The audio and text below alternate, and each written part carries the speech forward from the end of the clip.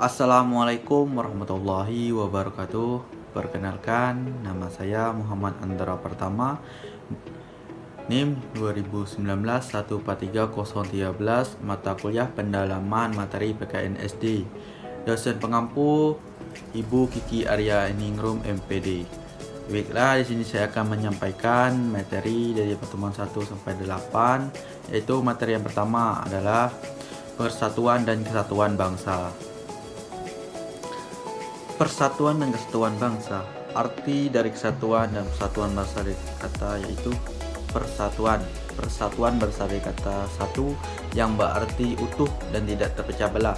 Arti lebih luasnya yaitu berkumpulnya macam-macam corak dan berbagai kalangan ras, budaya, dan adat istiadat dalam masyarakat dan bersatu dengan serasi. Kesatuan merupakan hasil dari persatuan yang telah menjadi utuh. Hal ini dilakukan untuk terhindar dari terintegrasi masa sangat dibutuhkan persatuan di Indonesia. Makna persatuan dan kesatuan. Terdapat 3 makna penting yang terkandung dalam persatuan dan kesatuan bagi bangsa Indonesia. Adapun arti 3 makna persatuan dan kesatuan yang harus diketahui antara lain: yang pertama, selalu menjalin rasa kepercayaan, kebersamaan, dan saling melengkapi antar bangsa dan menjaga rasa persatuan dan kesatuan bangsa.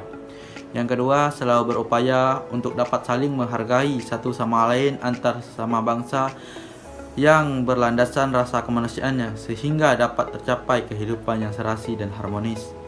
Yang ketiga, selalu menjalin rasa kekurangan, persahabatan, saling tolong-menolong, serta nasionalisme antara bangsa yang dapat menjaga persatuan dan kesatuan bangsa. Materi yang kedua, macam-macam norma. Norma ialah suatu petunjuk atau patokan dalam perilaku yang benar dan pantas dilakukan saat berinteraksi sosial dalam kehidupan bermasyarakat. Norma berasal dari bahasa Belanda yaitu norm, yang berarti patokan, pedoman, atau pokok kaidah sementara. Menurut Kamus Besar Bahasa Indonesia KBBI, norma adalah aturan atau ketentuan yang mengikat warga kelompok dalam masyarakat. Yang pertama, norma agama. Norma agama menjadi pedoman hidup bagi manusia yang bersumber dari Tuhan Yang Maha Esa. Ini dari norma itu berupa perintah, ajaran, dan larangan. Contoh norma agama: melakukan sembahyang kepada Tuhan, yang tidak berbohong, dan tidak boleh mencuri, dan lain sebagainya. Sanksi bagi pelanggarannya norma agama berupa dosa dengan balasan di akhirat kelak. Yang kedua, norma kesusilaan. Norma kesusilaan ialah peraturan hidup yang berasal dari suatu hati sarubari manusia. Nama kesusilaan mendorong manusia untuk berbuat baik dan menghindari perbuatan buruk. Jika seorang melanggar norma itu, biasanya mereka akan mendapatkan sanksi berupa penyelesaian, dicemooh, bahkan dikucilkan dari masyarakat. Sebagai contoh, pamit pada orang tuanya mau kuliah tetapi ternyata berduaan bercumbu rayu di semak-semak belukar dengan paksaan. Orang tersebut tidak hanya berbohong namun tidak memaksa orang itu lain itu menurut nafsunya. Ketiga, norma kesopanan. Norma kesopanan didasari beberapa hal seperti kebiasaan, kepantasan, kepatuhan yang berlaku di masyarakat. Norma kesopanan berasal dari pergaulan manusia. Tata sopan santun tersebut mendorong seorang untuk berbuat baik meski terkadang kita tidak berasal dari hati nurani, tetapi hanya untuk sekedar menghargai orang lain dalam pergaulan sosial. Sanksi dari pelanggaran terhadap norma ialah dicela samanya karena sumber norma ini adalah keyakinan masyarakat dan persekutuan itu sendiri. Norma hukum bersumber dari negara dalam pemerintah yang diatur dalam undang-undang. Norma itu memiliki sifat memaksa dan melindungi kepentingan dalam pergaulan hidup di masyarakat. Hal ini berarti pelanggar hukum harus mendapatkan hukuman. Hal itu tentu dapat asumsi penegak hukum adalah orang-orang yang adil. Norma hukum juga sebagai pelengkap norma-norma yang lain dengan sanksi tegas dan nyata. Sanksinya itu tegas, memaksa, dan mengikat seperti penjara dan denda. Sebagai contoh, mencuri uang rakyat adalah perbuatan pelanggaran hukum dan hukuman telah diatur dalam undang-undang. Tukang parkir adalah pelanggaran hukum dan telah telah terbiasa dituntut dalam hukuman. Contoh norma kesopanan di Indonesia ketika memanggil orang lebih tua kita menggunakan awalan sapaan seperti Pak, Bu, Om, Kakak. Materi yang ketiga, gotong royong. Gotong royong merupakan salah satu di antara ciri khas dalam kehidupan masyarakat di Indonesia. Secara garis besar, gotong royong tertuang dalam Pancasila, itu sila ketiga Persatuan Indonesia.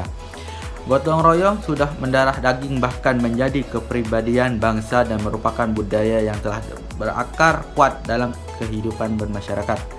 Sebagai bagian dari kehidupan bermasyarakat, hampir seluruh daerah Indonesia menanamkan nilai gotong royong. Manfaat gotong royong. Yang pertama, manfaat dan tujuan dilakukan gotong royong dalam masyarakat yaitu menumbuhkan rasa dan sikap saling tolong-menolong, sukarela, saling membantu yang memiliki sifat kekeluargaan. Yang kedua, membina hubungan sosial yang baik dengan masyarakat di sekitar. Yang ketiga, menciptakan rasa kebersamaan dan menumbuhkan kasih sayang. Yang keempat, mempererat tali silaturahmi dan persaudaraan. Yang kelima, meningkatkan pekerjaan dan menghematkan waktu dalam menyelesaikan suatu pekerjaan. Yang keenam, meningkatkan produktivitas kerja. Yang ketujuh, terciptanya rasa persatuan dan kesatuan dalam lingkungan sekitar.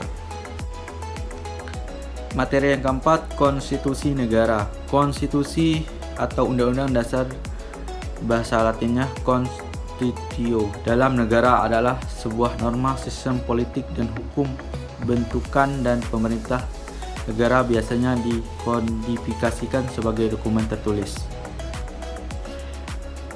Berikut beberapa tujuan konstitusi yang perlu diketahui. Yang pertama, memberikan pembatasan sekaligus pengawasan terhadap kekuasaan politik. Hal ini berfungsi untuk membatasi penguasa sehingga tidak melakukan tindakan-tindakan yang merugikan masyarakat. Yang kedua, melepaskan kontrol kekuasaan dari penguasaan sendiri. Selain itu, juga memberikan perlindungan terhadap hak asasi manusia, sehingga setiap penguasa dan masyarakat wajib menghormati HAM, berhak mendapat perlindungan dan melakukan setiap haknya. Yang ketiga, memberikan batasan-batasan ketetapan bagi pengusaha dalam melaksanakan kekuasaannya. Selain itu, konstitusi juga bertujuan memberikan pedoman bagi penyelenggara negara agar negara dapat berdiri kuat dan kokoh. Materi yang kelima, kedudukan Pancasila. Pancasila merupakan pandangan hidup bangsa memiliki fungsi utama sebagai dasar negara Indonesia. Dalam kedudukannya yang demikian, Pancasila mendapat kedudukan yang paling tinggi sebagai sumber dari segala sumber hukum atau sebagai sumber hukum dasar nasional yang tata hukum di Indonesia.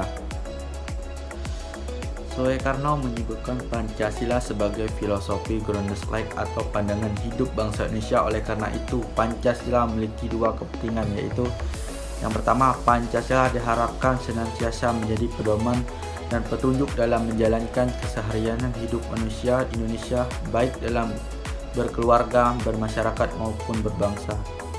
Yang kedua, Pancasila diharapkan sebagai dasar negara sehingga suatu kewajiban bahwa dalam segala tantangan kenegaraan, entah itu dalam hukum, politik, ekonomi maupun sosial masyarakat, harus berdasarkan dan bertujuan pada Pancasila. Baiklah, hanya itu materi saya bisa sampaikan. Mohon maaf atas kekurangannya. Kepada Allah saya mohon ampun. Wabillahi taufiq wal hidayah. Wassalamualaikum warahmatullahi wabarakatuh.